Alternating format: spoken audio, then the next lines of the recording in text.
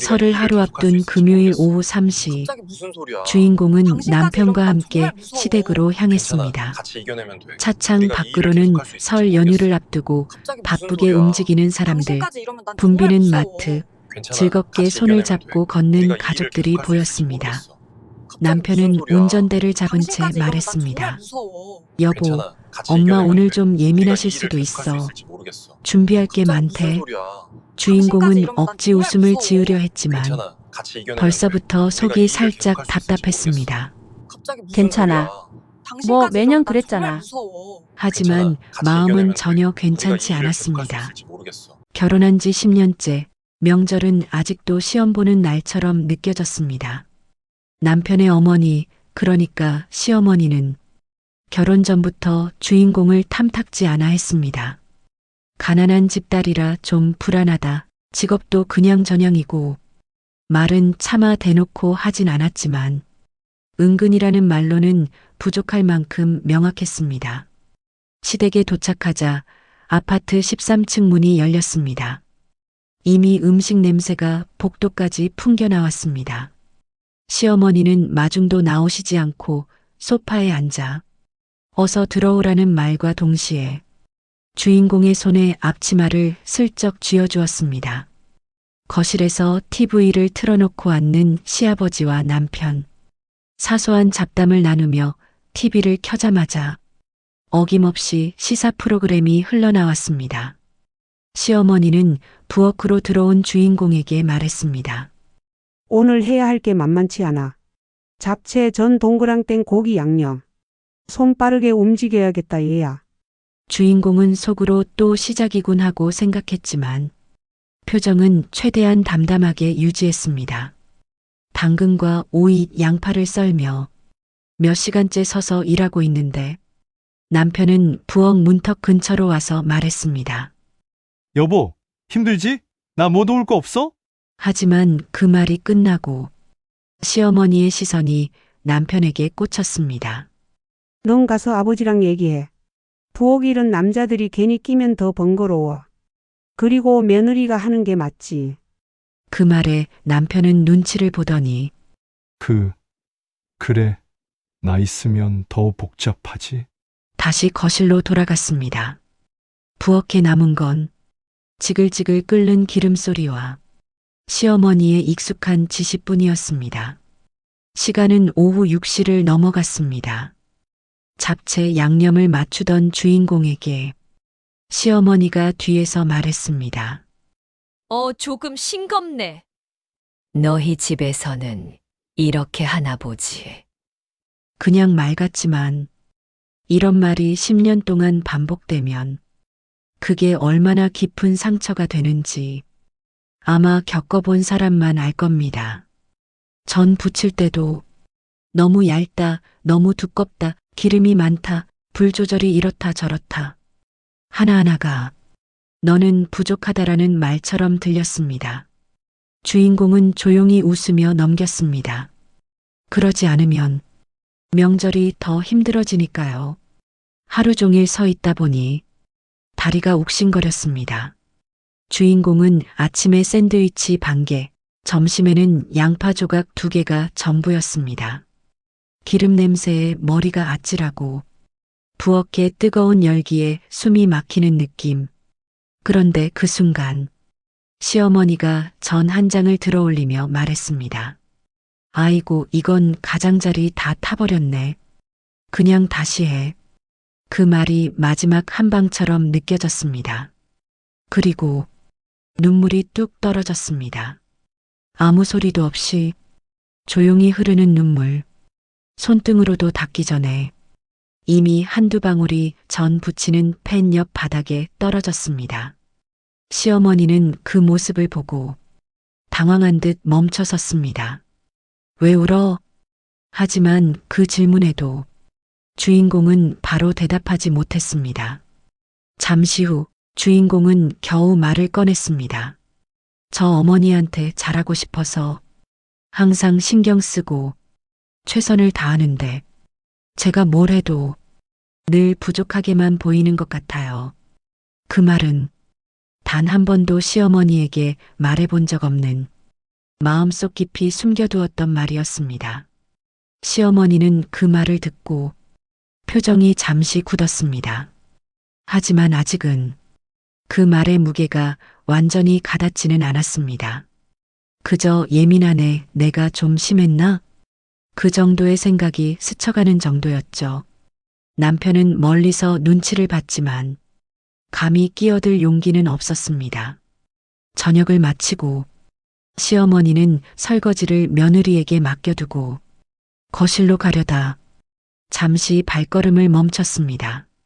주인공이 눈물을 닦으며 홀로 고개를 숙이고 있는 모습이 머릿속에서 떠나지 않았습니다. 그런데 그 모습을 보는 순간 아주 오래된 과거가 갑자기 시어머니 가슴속에서 문을 두드리기 시작했습니다. 시어머니가 20대 후반이던 시절, 그때도 명절이면 20명이 넘는 대식구가 집으로 몰려왔고 시아버지의 어머니, 즉 시어머니의 시어머니는 표정 하나 변하지 않고 젊은 그녀에게 모든 일을 맡겼습니다. 온종일 서 있었고 손등은 뜨거운 기름에 여러 번 데였고 밤 늦게까지 일하다 냄비 뚜껑을 잡고 울던 날도 많았습니다. 그때의 시어머니는 진심으로 서러웠습니다. 왜 나 혼자 해야 하지? 여자라서? 며느리라서? 나는 사람이 아닌가? 그 시절의 서러움과 고통을 시어머니는 너무 생생히 떠올릴 수 있었습니다. 그런데 그 기억이 떠오르는 순간 시어머니는 충격을 받았습니다. 내가 지금 며느리한테 똑같이 하고 있는 거야? 스스로도 몰랐던 사실이 가슴 깊숙이 파고들었습니다. 잠시 정적이 흐른 뒤 시어머니는 조용히 의자에 앉았습니다. 나도 너처럼 울었어. 부드럽지만 떨리는 목소리. 명절마다 나 혼자 일하고 누구도 고맙다는 말 안 해주고 나는 당연한 사람처럼 느껴졌어. 근데 그때 내가 얼마나 외로웠는지, 얼마나 억울했는지 너를 보고 갑자기 생각났어. 시어머니는 두 손을 무릎 위에서 꽉 잡았습니다. 나는 그런 기분을 누구에게도 겪게 하기가 싫어서 내 아이들한테는 절대로 시키지 않았어. 근데 그게 너한테는 전부 떠넘기는 일이 됐더라. 시어머니는 숨을 길게 내쉬었습니다. 너도 나처럼 느끼고 있었다는 걸 오늘 보고서야 알았어. 그리고 천천히 아주 조심스럽게 말했습니다. 미안하다. 정말 미안하다. 그 고백은 그동안 하지 못했던 모든 사과를 담아 꺼낸 말처럼 들렸습니다. 그날 밤 시어머니는 잠을 이루지 못했습니다. 며느리가 조용히 울던 모습, 그 떨리는 목소리, 그리고 자기 젊은 시절에 처절했던 날들. 모든 것이 머릿속에서 얽히고 마음속을 찌르는 듯 아파왔습니다. 나한테 왜 이러냐고 억울해하면서 울던 그 어린 나, 그게 지금 내 며느리잖아. 이 생각에 시어머니의 눈가에 처음으로 눈물이 맺혔습니다. 설 당일 아침 7시 부엌에 들어가려던 며느리를 시어머니가 손으로 가볍게 막아 세웠습니다. 잠깐만, 너 지금 일 시작하지 말아봐. 며느리는 놀란 눈으로 시어머니를 봤습니다. 시어머니는 천천히 의자에 앉으며 며느리에게도 앉으라고 했습니다. 그리고 말했습니다. 어제 내가 울던 모습이 자꾸 생각난다. 잠시 침묵이 흘렀습니다. 사실 나도 옛날에는 명절마다 혼자 일했어. 아무도 고맙다는 말을 안 하고 그게 너무 서러워서 부엌에서 한참 울곤 했지. 며느리는 놀란 표정으로 시어머니를 바라봤습니다. 그리고 시어머니가 직접 차리신 상을 내며 근데 말이다, 살다 보니까 그때의 서러움이 잊혀지더라. 그리고 나도 모르게 너한테 똑같이 하고 있었어. 그 말은 쉽게 꺼낸 말이 아니었습니다. 시어머니는 손을 꼭 쥐고 말했습니다. 내가 눈물 흘리는 걸 보니까 그게 그 어린 시절 나 같았어. 근데도 난 그걸 알아차리지도 못하고 너한테 상처를 주고 있었구나. 시어머니의 목소리가 떨렸습니다. 정말 미안하다. 며느리는 아무 말도 못한 채 눈물을 뚝뚝 흘렸습니다. 하지만 이번엔 외롭고 서러운 눈물이 아니라 마음이 조금 열리는 눈물이었습니다. 그리고 시어머니는 이 집에서 처음 듣는 말을 했습니다. 올해부터 명절 준비 우리 다 같이 하자. 너 혼자 고생하게 안 할 거다. 그 말에 남편이 부엌으로 불려왔습니다. 아들아, 이제 좀 움직여라. 엄마도 늙었고 너도 이제 가정 있는 사람이니 함께 해야지. 남편은 당황했지만 결국 소매를 걷어붙였습니다. 설거지, 재료 손질, 상차림을 오랫동안 처음으로 함께 했습니다. 아버님도 조금은 어색하게 식탁 닦는 걸 도왔습니다. 그날 부엌에서는 오랫동안 들어본 적 없는 가벼운 웃음소리가 났습니다. 아침 식사 후 시어머니는 며느리에게 말했습니다. 내가 그동안 얼마나 힘들었을지 이제야 알겠다. 앞으로는 내가 먼저 너한테 따뜻하게 하도록 노력할게. 며느리는 고개를 숙이며 말했습니다. 저도 어머니께 잘하고 싶었어요. 근데 자신이 없어서 늘 눈치만 봤던 것 같아요. 시어머니는 손을 살짝 며느리 손등 위에 올렸습니다. 이제 그런 거 하지 말자. 우리 같이 잘 지내보자. 그 말은 진심이었고 말하는 시어머니의 눈가도 촉촉했습니다. 명절이 끝나고 집으로 돌아가는 길, 남편은 운전하며 말했습니다. 여보, 엄마가 어제 그 얘기한 거 나도 좀 놀랐어. 주인공은 창밖을 보며 말했습니다. 나도 몰랐어. 어머니도 그런 상처가 있으셨다는 거. 남편은 미안해하며 말했습니다.